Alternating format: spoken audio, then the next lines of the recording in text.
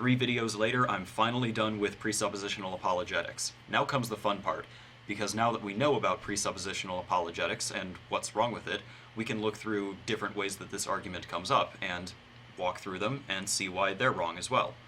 So today I'm going to walk you through a debate between Eric Hovind, the president of Creation Science Evangelism, and the YouTube user Thunderf00t. This is a debate that they had at the Reason Rally. But before I do that, I'd like to outline a term that didn't come up in my presuppositional apologetics videos. The term is global skepticism. Global skepticism is basically the argument that knowledge is impossible, and it goes like this. Premise 1, everything that you believe has a reason, or an explanation, as to why you believe it, why you think it's true. Premise 2, all of these reasons and explanations form one of 3 structures, and none of them can provide knowledge.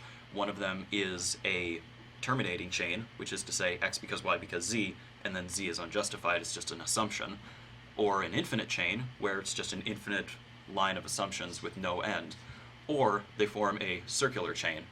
And of course, none of these can actually provide knowledge, because a terminating chain has this basic unjustified assumption, an infinite chain is impossible, and circular logic is circular logic.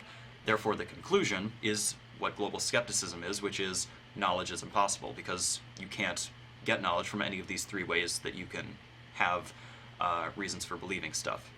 So that's global skepticism. It applies to Christianity and atheism in every worldview, and I just wanted to make sure that was clear because I will be talking about it in the debate. Alright, to the debate. Now, this clip started a little late. It didn't have the introduction to the debate, that just sort of jumped in, but it looks like Eric Hovind and Thunderf00t are talking about how Eric Hovind can know that the universe is real, and how Eric Hovind can know that he can trust his thoughts and senses. Let's watch. Go ahead, take it away. Yeah, without God, we can't even have knowledge. No, that is not a demonstration of the universe existing.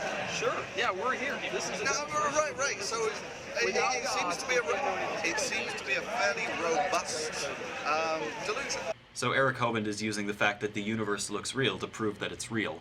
Of course, this is a dogmatic statement that doesn't prove that the universe is real. If it were a delusion, if you were in the Matrix, it would look the exact same. Hence, it seems to be a fairly robust delusion, but you've not actually demonstrated anything. You've just assumed it and said, well, therefore the universe exists.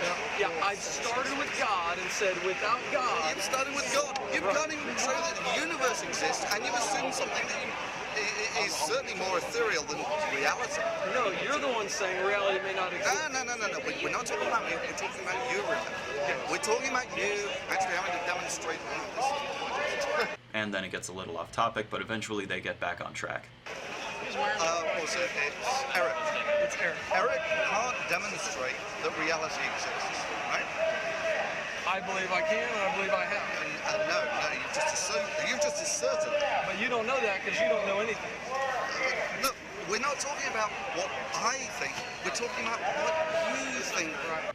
This is something that all presuppositional apologists do. They ignore the fact that global skepticism applies to them as well, and instead just hammer the other guy and say, well, you can't criticize my worldview because global skepticism applies to you. Of course, even if that is true, and no one can call you on your faulty logic, that doesn't mean you can use faulty logic. You know that it's faulty. We're not talking about me, we're talking about you. We're talking about what you know, and you know that you're full of crap.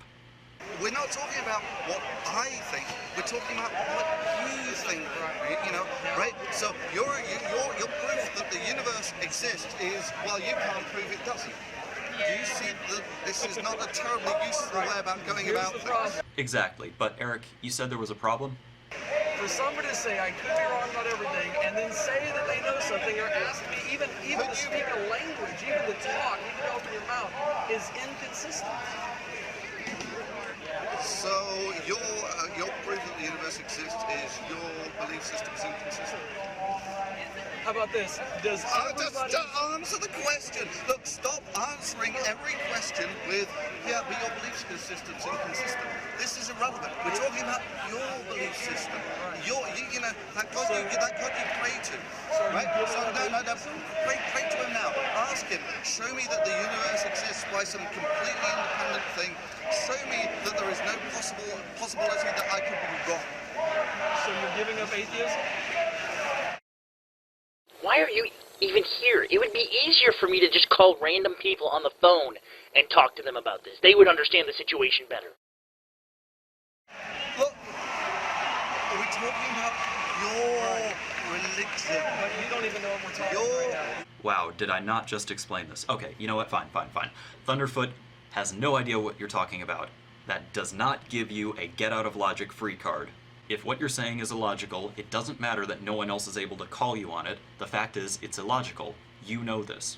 Okay, I've made my basic assumptions, right? We're now on point one. We're just assuming, I assume the universe exists. And I know it exists. You're the one who doesn't give me... Well, in which case, I got this done, right? I know that the universe exists. I know that God doesn't exist. Right, I've disproved your religion. Now this is good. I haven't done this, but what Thunderfoot is doing is using Eric's argument against him. He's assuming, for no reason, to have absolute knowledge of something. Let's see how Eric reacts. I've disproved your religion. Are you now going to become an atheist? Obviously not, because that's not a... No. I know with absolute certainty. I know with absolute certainty that God doesn't exist, right? So I've changed my mind, right? So, ladies and gentlemen, an atheist has repented and changed his mind. I'm impressed with that. What the fuck are you talking about? Let me ask you this. Is everybody... No.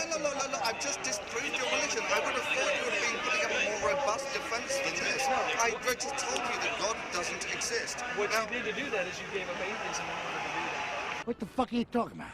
No. Because atheism says we don't know. No. Global skepticism says we don't know. That applies to you just as surely as it applies to me. No. I've just told you I know that God doesn't exist. And You have to give up atheism to do that because you just said you could be wrong about everything. With all due respect, what the fuck are you talking about? Eric. If you're talking to someone who says they know that God does not exist, how are they not an atheist? Hang on. Let me just get this straight. Are you actually saying to a man who has just told you that I know no God exists, that you're not an atheist? Yeah, because just a minute ago, Do you understand what an atheist is? somebody who says God does not exist. Again, Eric is ignoring the fact that global skepticism applies to him as well. He is ignoring the log in his own eye and then criticizing Thunderfoot for the speck in his. Descend to the level that they descend to. Yeah, look, it's simple.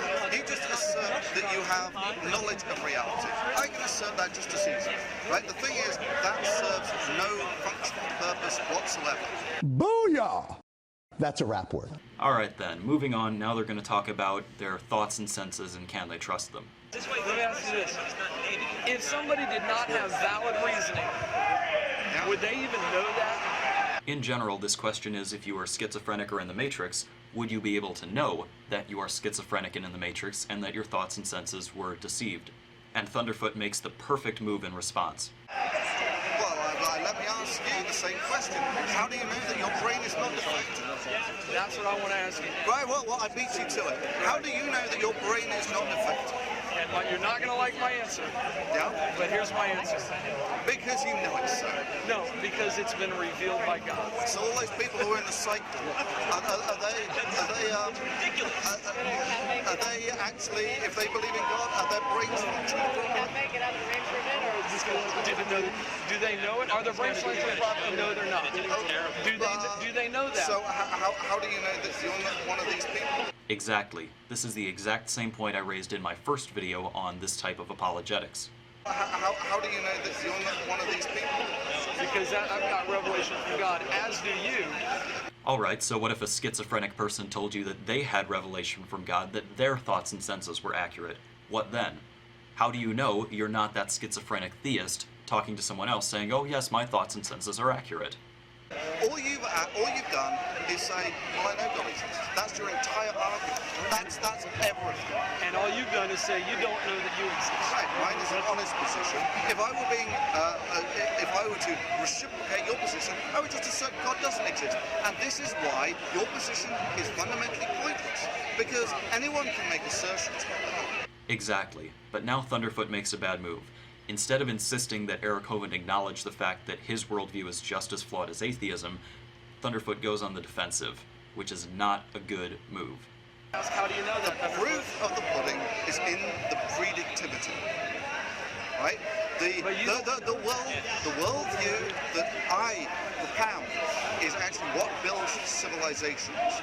Now, in general, obviously I agree with Thunderfoot on this, but this is not the right way to argue presuppositional apologetics, because it's essentially saying, oh, look at all the stuff that science has done, it must be correct, which is using your thoughts and senses, hey look, a rocket we made flew, to verify your thoughts and senses, which is not how you argue presuppositional apologetics. Now, unfortunately, Thunderfoot stays on the defensive. He stops reminding Eric that they're talking about his religion, and he keeps the pressure off. Instead, he lets Eric Hovind get away with criticizing atheism for X, Y, and Z, while ignoring the fact that X, Y, and Z apply to his worldview too.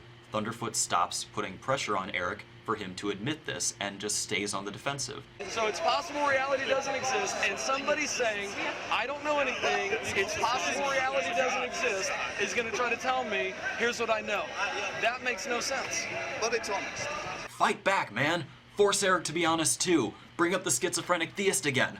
Give him a left. A left! And what I would ask you, if you're being honest, if you say it's possible I don't know anything, how do you know this? Now let's be honest. Sorry, what's the question? I said, now let's be honest. How do you know that you don't know anything? You know, I was talking, here's the deal. I don't know anything. That's internally inconsistent statement. Oh, no. Oh, no, jeez. No, that's not how you do it. Oh, throw in the towel, please. I said, Stephanie, did you know there are some people that say we can't know anything? You know what my 7-year-old said? Yeah? How do they know that? Right, it's an assumption. your problem. Wait, hold the phone, ladies and gentlemen. He's getting back up. He's still got some fight left in him. Yes, now remind Eric that Christians also make assumptions. Remind him of the schizophrenic theist. They assume that they're not. The schizophrenic theist. Of course the universe exists. Has he ever considered the fact that she might be wrong?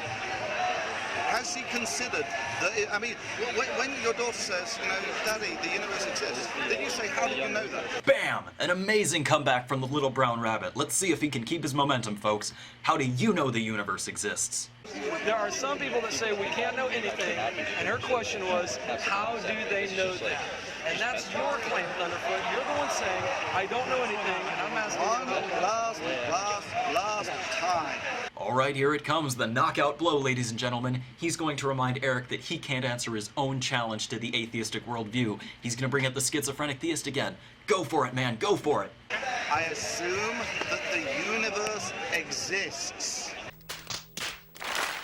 Oh, no. No, fight back. Fight back. Fight back. Oh, God. Throw in the towel. When you're arguing presuppositional apologetics, you can't go on the defensive, because then you let them get away with criticizing your worldview for something you could just as easily criticize their worldview for. Don't do it, man. Don't do it. Put me in, coach.